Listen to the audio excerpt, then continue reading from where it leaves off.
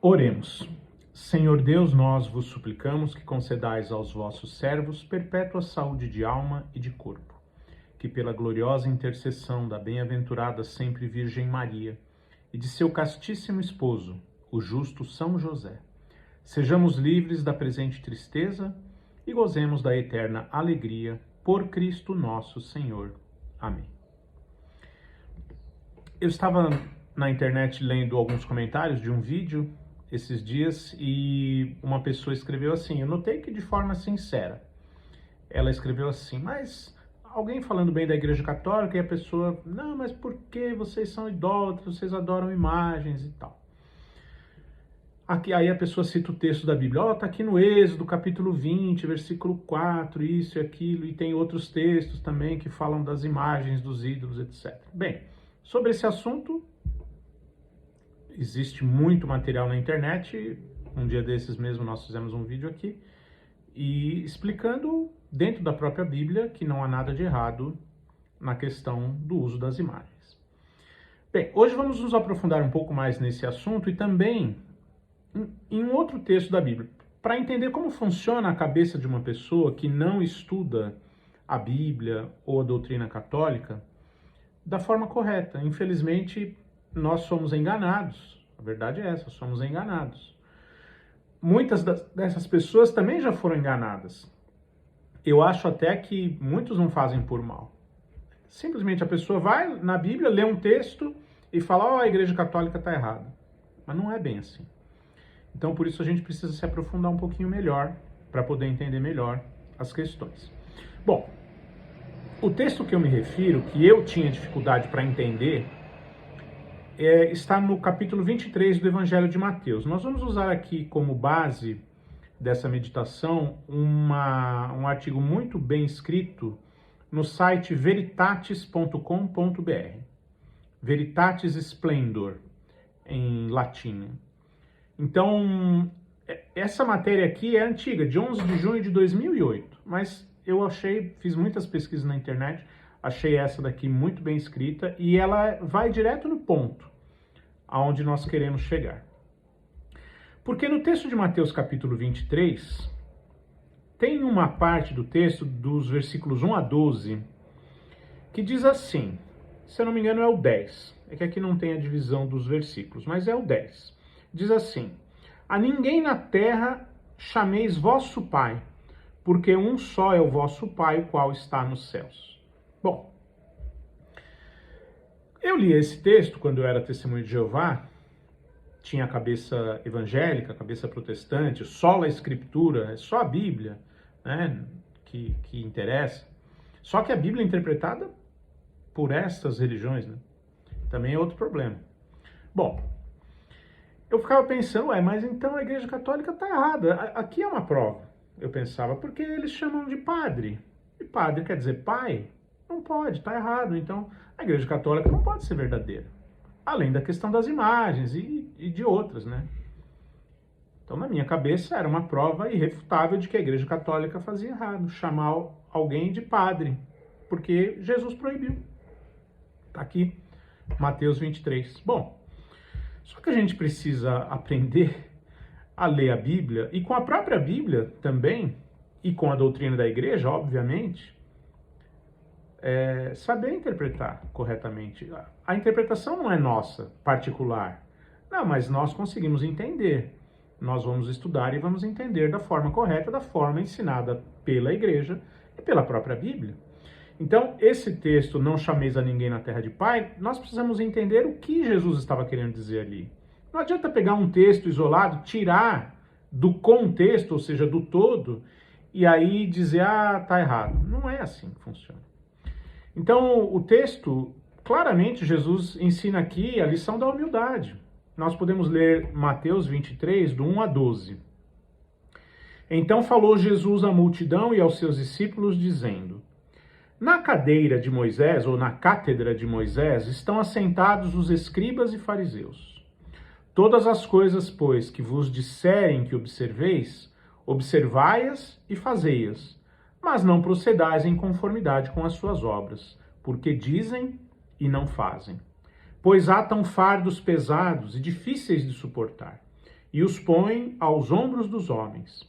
Eles, porém, nem com o dedo querem movê-los, e fazem todas as obras a fim de serem vistos pelos homens. Pois trazem largos filactérios, e alargam as franjas das suas vestes, e amam os primeiros lugares nas ceias e as primeiras cadeiras nas sinagogas, e as saudações nas praças, e os serem chamados pelos homens Rabi, Rabi. Vós, porém, não queirais ser chamados Rabi, porque um só é o vosso mestre, a saber, o Cristo, e todos vós sois irmãos. E a ninguém na terra chameis vosso Pai, porque um só é o vosso Pai, o qual está nos céus. Nem vos chameis mestres, porque um só é o vosso mestre, que é o Cristo. Agora aqui a lição para finalizar. O maior dentre vós será vosso servo. E o que a si mesmo se exaltar será humilhado. E o que a si mesmo se humilhar será exaltado. Então aqui foi usado o texto da versão Almeida Corrigida e Fiel de 1994. Então é assim que diz nessa versão. Apesar de muitas restrições à versão Almeida, em alguns pontos pode ser muito útil para explicar melhor alguns pontos. Então, a questão toda aqui é a humildade. Então não é que está errado, você não pode chamar alguém de pai ou de padre. O seu próprio pai você chama de pai. Não tem como. O seu pai carnal, seu pai na ordem física. É seu pai, você pode chamá-lo de pai. Óbvio que pode, todos chamam. As Testemunhas de Jeová chamam. Os evangélicos, os protestantes, os católicos, todos chamam, e de outras religiões também. Então, pai é pai. Né? Agora, e padre? Também não tem problema nenhum chamar de padre. Por quê? Porque eles são pais espirituais. O sacerdote católico tem a mesma função do pastor da igreja, do ancião da Testemunhas de Jeová. É a mesma função, é ajudar, é uma pessoa mais madura, mais experiente, muito estudada. Os padres católicos estudam demais. Muito mais que os evangélicos, os protestantes, que a Testemunhas de Jeová, do que qualquer outro. Muito mais. Então, eles sabem o que eles estão fazendo. Eles sabem a missão deles. Eles sabem a vocação deles. É claro que hoje sabemos, a igreja está muito infiltrada. Existem padres bons e padres, infelizmente, que nem são tão bons. E alguns até infiltrados mesmo dentro da igreja, ensinam coisas erradas. E por aí vai.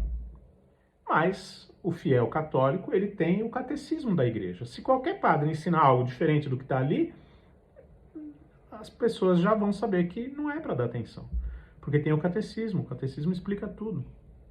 Então, toda a doutrina da igreja, dos papas, dos santos, dos doutores, a pessoa tem que se aprofundar, tem que pesquisar, mas ela está protegida contra a apostasia, contra a infiltração, contra as heresias que infelizmente acontecem dentro da própria igreja. Acontecem mesmo. Bem, aí então a questão toda é, claro que podemos chamar de pai, e devemos, tanto o pai na família, como o pai na igreja, o padre na igreja.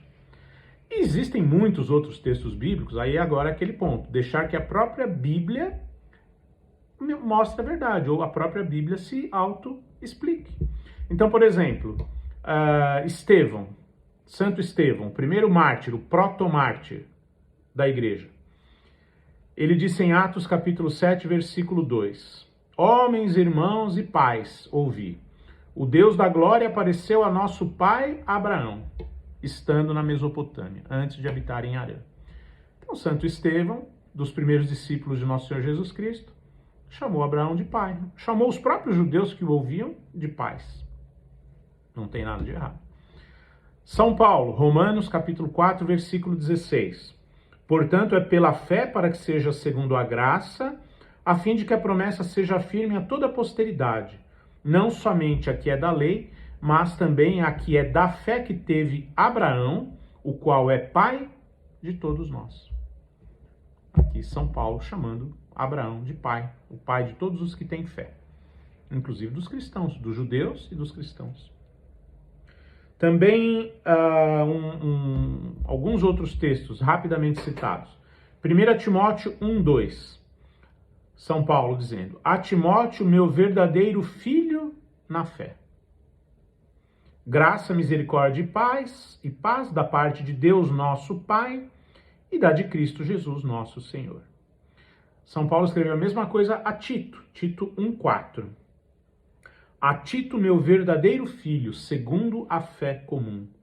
Graça, misericórdia e paz da parte de Deus Pai e da do Senhor Jesus Cristo, nosso Salvador. E em Filemon 1,10, peço-te por meu filho Onésimo, que gerei nas minhas prisões. Bom, São Paulo chamava seus discípulos de meus filhos, filhos espirituais. Então não tem nada absolutamente de errado em chamar o padre da igreja de padre. É um pai espiritual.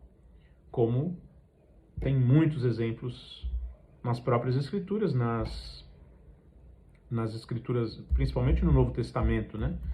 Um último texto, 1 Coríntios capítulo 4, versículos 4 a 15. São Paulo disse assim: não escrevo estas coisas para vos envergonhar, mas admoesto-vos como meus filhos amados. Porque ainda que tivesseis 10.000 aios, ou tutores, ou instrutores em Cristo, não teríeis, contudo, muitos pais. Porque eu, pelo Evangelho, vos gerei em Jesus Cristo. Então, por isso que São Paulo corretamente podia se considerar o pai de muitas daquelas igrejas, ou de várias delas, que ele escreveu as cartas que estão aí no Novo Testamento. Então, a questão toda que Nosso Senhor estava ensinando ali era a questão da humildade. Porque os escribas e os fariseus, como eles tinham a lei de Moisés e eles estudavam muito, eles acabavam sendo realmente reconhecidos como mestres, e muitos eram mesmo. A Bíblia cita, por exemplo, Gamaliel, Nicodemos, eram mestres da lei. Eram pessoas importantes. Mas só que esses dois, especialmente, eram humildes, tanto que se converteram a Cristo, né? Certamente, Nicodemos, Gamaliel, precisa se pesquisar melhor. Mas são pessoas citadas de forma positiva pelas Escrituras, porque eles ensinavam, mas eles tinham também a humildade de saber que existia alguém mais elevado, que é o próprio Deus, que é o Cristo e Deus e o Espírito Santo. Então, Santa Teresa de Ávila, a grande reformadora do Carmelo, uma santa importantíssima dentro da Igreja Católica, que escreveu livros maravilhosos, ela, inclusive aqui atrás, aparece, aqui do meu lado direito, a segunda, Santa Teresa de Ávila, da cidade de Ávila, na Espanha, também conhecida como Santa Teresa de Jesus. É o nome dela, ou a Madre Teresa de Jesus, porque ela era a superior do convento carmelita. Muito amiga de São João da Cruz. Diz que eles tinham conversas tão elevadas, esses dois santos, em vida, que muitas vezes eles levitavam conversando. Os dois, Santa Teresa e São João da Cruz, conversando. Quando os noviços, as noviças iam ver as outras freiras, onde eles estão? Estão conversando no jardim. Ia ver os dois levitando. Então, as pessoas que estão muito próximas de Deus, elas são capacitadas pelo próprio Deus para realizar esse tipo de milagre, né? Não é um milagre, não curou ninguém, espiritualmente sim, né? Porque quando a pessoa lê a elevação desses dois santos, ela fica muito impressionada. Eu mesmo não sabia de nada disso. Cada vez mais que eu estudo a vida dos santos, eu fico muito impressionado. Então aí está a questão da humildade, de se chamar o padre de padre, não tem nenhum problema. Essa é justamente a função do sacerdote católico.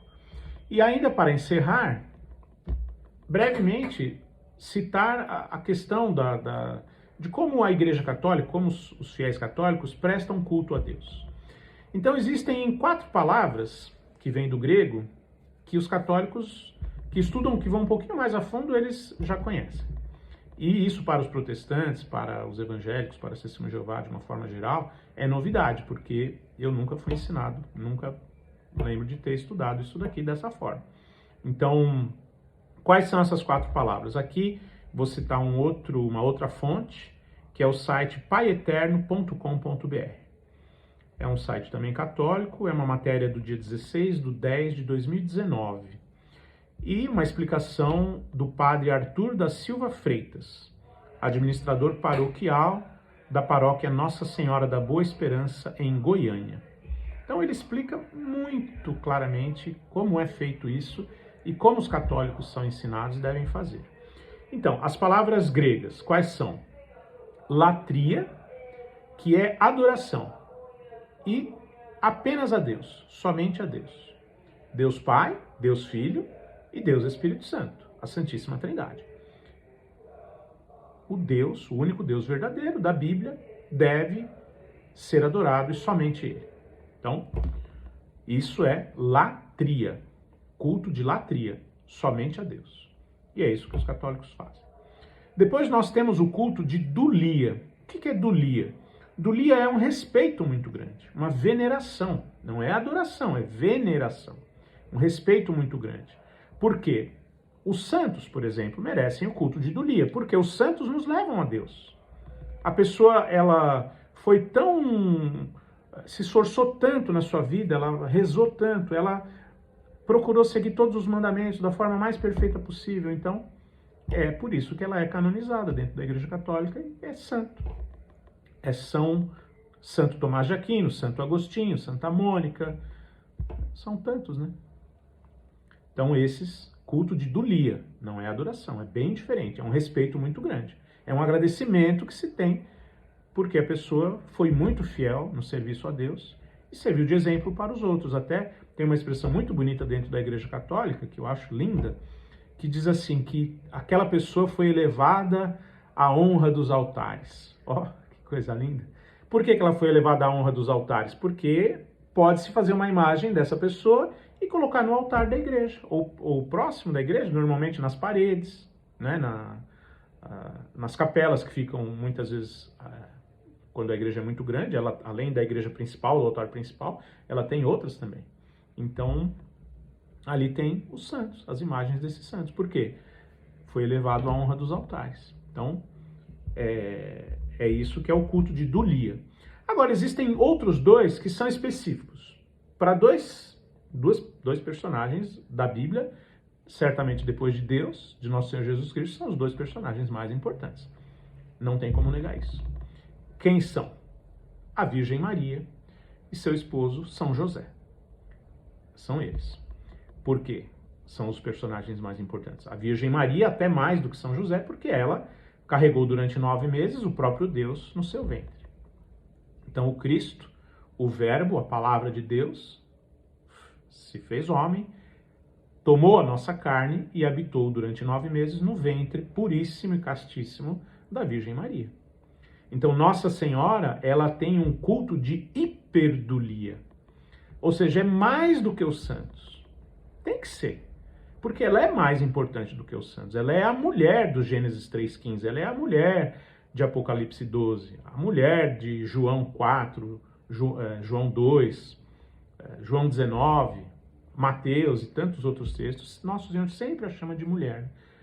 Quer mostrar que além da igreja, certamente, esses textos se aplicam também à própria igreja, mas também à Virgem Maria, Nossa Senhora. Então ela é uma pessoa muito importante dentro da igreja, por isso que existem tantas igrejas, Nossa Senhora de Fátima, Nossa Senhora do Rosário, Nossa Senhora das Graças, Nossa Senhora das Dores, e por aí vai, porque Nossa Senhora, ela tem muitos nomes, né, muitos títulos, muitas invocações, porque ela realmente foi a pessoa escolhida por Deus para essa missão, a mais importante, a mais alta, a mais elevada da história da humanidade. Então, hiperdulia é mais do que o culto aos santos, mas não é adoração, adoração é só a Deus. Mas Nossa Senhora merece um culto maior. Então, hiperdulia. E ainda para São José tem também uma outra palavra, que é a protodulia, ou eu já li também sumadulia. Por quê? Porque São José é o primeiro santo. Depois da Virgem Maria, São José é o santo mais importante. Então, é o primeiro, né? É o primeiro. Então, primeiro. E suma, porque também é mais elevada do que aos santos, do que a todos os outros santos. Então, é assim que o católico faz. Adora somente a Deus. Pai, Filho e Espírito Santo. Um culto muito elevado à Virgem Maria, a Nossa Senhora, hiperdulia. A São José, protodulia ou sumadulia. E aos santos, dulia. Que é um respeito muito grande, um agradecimento muito grande. E se compara até mesmo numa relação familiar. Por exemplo, quando um filho respeita muito o pai, uma tia, o avô e assim por diante. Ele ainda não é santo, ainda está na terra, mas depois que morre, se a pessoa realmente fez tudo direitinho, cumpriu todos os requisitos e foi elevada também aos céus. É claro que muitos que estão no céu nós não sabemos.